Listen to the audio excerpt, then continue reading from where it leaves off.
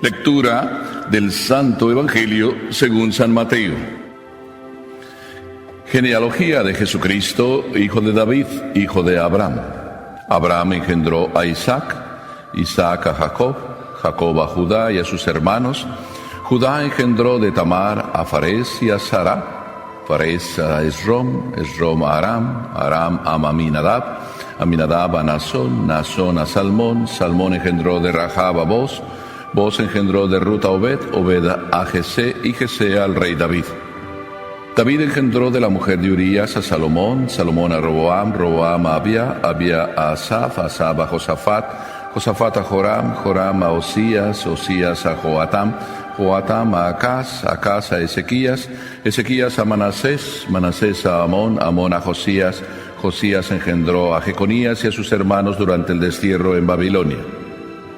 Después del destierro en Babilonia, Jeconías engendró a Salatiel, Salatiel a Zorobabel, Zorobabel a Abiud, Abiud a Eliakim, Eliakim a Azor, Azor a Sadoc, Sadoc a Akim, Akim a Eliud, Eliud a Eleazar, Eleazar a Matán, Matán a Jacob y Jacob engendró a José, el esposo de María, de la cual nació Jesús llamado Cristo.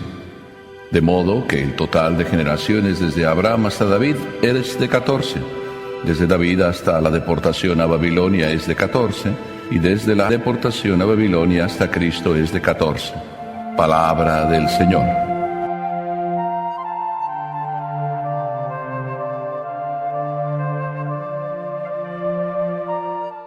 Probablemente a ustedes les pase lo mismo que a mí. ¿De qué va a hablar el Padre? Porque nos dijo un trabalenguas. Pero a lo mejor el Padre ni siquiera se enteró de lo que dijo. Y ustedes tienen la razón. Es decir, yo no me enteré de lo que dije. No me acuerdo de todos los nombres. Pero ¿verdad que sí se acuerdan que son 14 y 14 y 14? Vamos a multiplicar a ver si con eso sacamos cuándo es el fin del mundo. Pero con 14 más 14 más 14, sí sacamos algo. La historia de la salvación, Dios la tiene bien planeada. Desde el inicio, Génesis 3:15, que no lo hemos leído, hasta el momento en que Cristo nace y Juan nos relata en 3:15, eso sí se acuerdan, 3:15, ¿verdad? Uno se llama Génesis, el libro de Génesis, y el otro se llama el evangelista Juan. Y entre esas dos citas suceden 14 más 14 más 14. Todo el plan de Dios está perfecta y detalladamente dibujado. Es un camino de fe, un camino de esperanza y un camino de amor. Y voy a terminar al final con lo mismo que ahora estoy empezando. Ayer cayó en mis manos un medicamento que anda por ahí. El medicamento se llama Rosarium y contiene 20 comprimidos.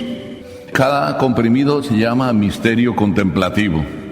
Pertenece a todo el género de medicamentos que salvan. Este medicamento es un poco extraño. Dice, manténgase al alcance de los niños. Y además no tiene fecha de caducidad. Cada uno de los comprimidos contiene un Padre Nuestro, 10 Aves Marías y un Gloria. Además dice que el tratamiento es para curar toda enfermedad del alma. Sobre todo está fabricado para todos aquellos que padecen asma espiritual y para todos aquellos que padecen esclerosis cardíaca, que se llama dureza de corazón en términos así más inteligibles. Y es muy útil para todo estrés laboral o familiar. Y sobre todo también cura el desánimo psicológico. También dice que no hay ninguna contraindicación.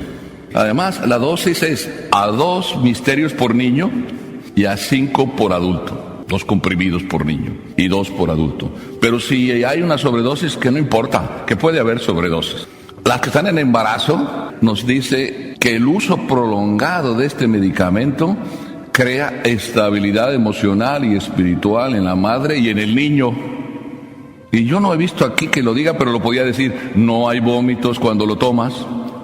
El único vómito que puede haber es cuando tú mezclas este comprimido con el alcohol. Es la única cosa que no se puede hacer, no se puede mezclar con el alcohol. Porque el que lo mezcla con alcohol, entonces puede provocar mareos, vómitos, cargos de conciencia, pérdidas parciales de la vista y de los reflejos. ¡Qué maravilla! Instrumento de salvación. Y pensar que en lo que hemos leído del Evangelio, esto está escrito ahí. Lo primero que nos dice el Evangelio de hoy es una lista de nombres. Y nos dice que Sara es la beneficiaria de la historia de la salvación. No está Sara aquí nombrada, pero está Abraham, y está Isaac. Isaac fue el hijo predilecto de Dios y Dios se lo dio a Abraham de Sara, su mujer. Y Sara tenía 90 años cuando lo dio a luz. 90 años. Y nosotros decimos, no, ya tengo 40, ya no puedo tener niños. Sara tenía 90 cuando lo dio a luz. Abraham 100. Ya tenemos una maravilla de Dios prometiendo su salvación a Abraham. ¿Cómo va a pensar un hombre que a los 100 va a tener un niño y una mujer a los 90? No crean que las de antes eran mejor que las de ahora. Y además Abraham fue sacado de su tierra y no era una persona pobre. Tenía un montón de posesiones, ovejas, animales, ganado, tierras. Lo sacó de su tierra para llevarlo a otra tierra, diciéndole, esta es la tierra de la salvación. Y así como tú dejaste tu tierra, yo te haré rico y de ti haré un gran pueblo. Y ni tenía hijos. Y Abraham creyó. Y después de no tener hijos, y Dios estarle prometiendo, le da un hijo y en la vejez. Pero resulta que después Dios lo pone a prueba y le dice, sacrifícame a tu hijo, al heredero, al hijo de las promesas, a Isaac. Y Abraham ni siquiera dudó. Y se van los dos y los siervos que le acompañan para subir al monte y sacrificar a Dios una ofrenda que el hijo no sabe cuál. Isaac lleva encima la leña y atrás vienen los otros siervos que le acompañan. Y en un momento dado Abraham le dije, quédense aquí ustedes que yo voy arriba a sacrificar, espérenme aquí, luego volvemos después del sacrificio. Y van subiendo Isaac y Abraham y de repente el niño dice, papi, tiernamente, ya tenemos la leña y el fuego, ¿dónde está el sacrificio? Imagínense cómo sintió Abraham esas palabras en su corazón. Un hombre de 100 y más años, que le dice a su hijo, papi, ya tenemos el fuego y tenemos la leña, ¿dónde está el sacrificio? Y Abraham dijo las palabras mágicas, Dios proveerá. Un hombre de fe dice esas palabras, Dios proveerá. Como se le revolvía, igual que se me está revolviendo a mí el corazón y se me revuelven las entrañas, porque hasta las entrañas se me vuelven corazón y se me pone a temblar nada más oír eso, las palabras zumbar en el corazón de Abraham y responder a Abraham con esa ternura, Dios proveerá. Eso es tremendo. ¿Somos capaces de decir Dios proveerá cuando nos pide un hijo? Se hacen ustedes también, me da risa verlos cómo reaccionan, porque es la reacción normal, no es que nosotros somos extraños.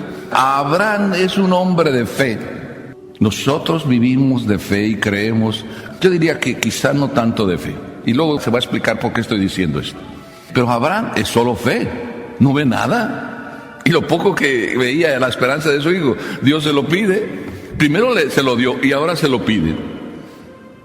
¿Cómo Abraham puede ver que habrá una descendencia sin poderse contar de él cuando le pide al propio hijo? Y cuando dice Dios proveerá, lo dijo seriamente.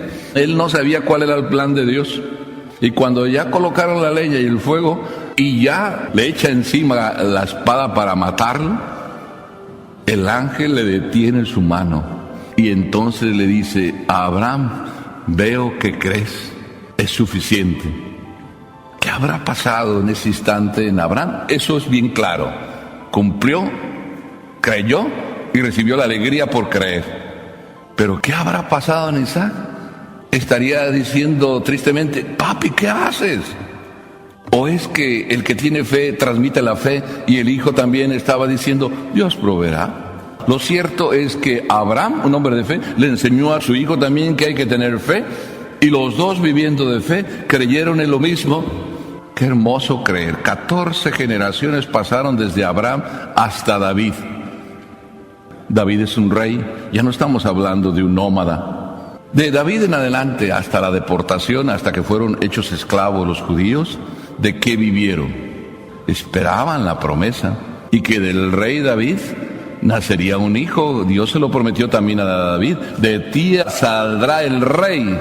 Sí, voy a decir, desde David hasta la deportación. Ya la deportación es, ya no están en su tierra, ya viven de esclavos. Ya el templo está profanado y las cosas del templo se las llevó el rey Nabucodonosor. ¿Qué podían esperar? Ya no tienen su tierra.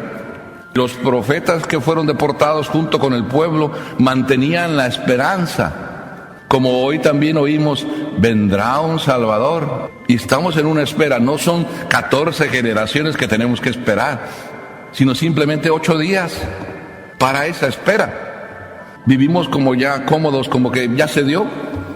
Y ya como que no nos importa que se va a dar, porque ya se dio. Pero ya se ha dado en nosotros y hay esperanza de que se dé.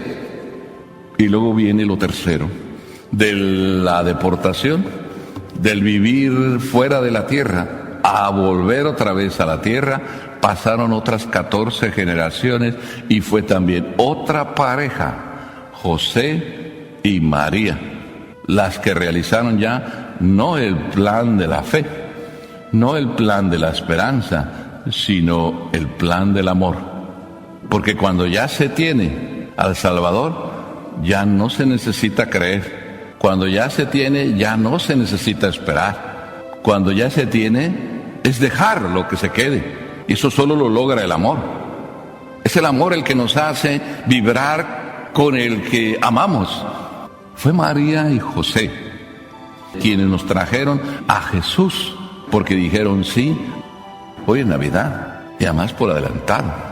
Porque cada vez que viene Jesús en la misa, es Navidad.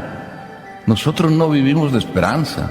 Nosotros no vivimos de fe, lo tenemos.